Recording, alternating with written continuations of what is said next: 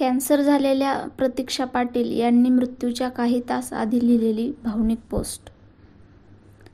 त्यांनी या पोस्टमध्ये लिहिलंय, आज माझ्याकडे काय नाहीये. गाडी आहे, बंगला आहे, पती क्लास 1 अधिकारी. मात्र आजकाल कोणाचा कोणता दिवस शेवटचा असेल हे सांगता येत नाही. त्यामुळे मैत्रिणींनो, मस्त जगा. छोट्या छोट्या गोष्टींमध्ये आनंदी राहा. तुलना करू नका. मृत्यूपूर्वी काही तास अगोदर समाज माध्यमांवर लिहिलेली ही भावनिक पोस्ट. 28 वर्षीय प्रतीक्षा समाधान पाटील यांची. दिनांक 27 फेब्रुवारी रोजी या विवाहितेचा कर्करोगाने दुर्दैवी अंत झाला. गेल्या वर्षभरापासूनच त्यांचा कर्करोगाशी लढा सुरू होता.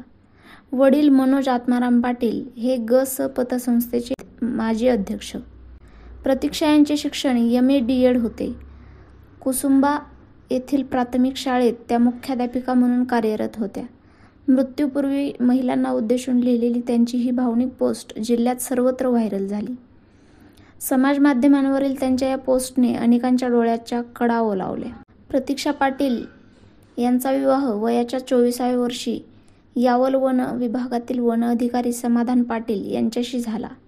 ते जळगाव येथेच वास्तव्यास होते. सुरुवातीला जिभेवर फोड आल्यानंतर प्रतीक्षा यांनी त्यावर उपचार केले. 3 महिने उपचार सुरूच होते. मात्र त्यानंतर जिभेला गाठ झाली.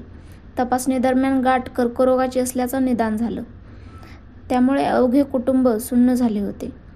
जीवघेण्या आजारालाही त्या सामोरे गेल्या. 20 दिवसांपूर्वी त्यांच्यावर शस्त्रक्रिया झाली. यात त्यांची जीभ काढण्यात आली. त्यांचे वजन 10 किलोनं कमी झालं.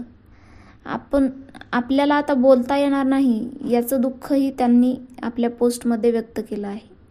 शस्त्रक्रियेच्या अवघ्या 20 दिवसांनंतर शेवटी मृत्यूने त्यांना गाठलं.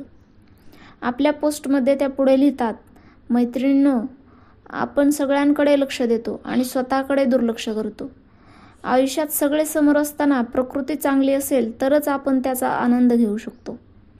पण मृत्यूच्या दारातून जो परत येतो ना, त्याला जीवनाची किंमत कळते. तेव्हा छोट्या छोट्या गोष्टींमध्ये आनंदी राहा, जीवन जगा, असा संदेश देणाऱ्या प्रतीक्षा यांच्या सकारात्मकतेची उजेडवातच मृत्यूने विझवून टाकली.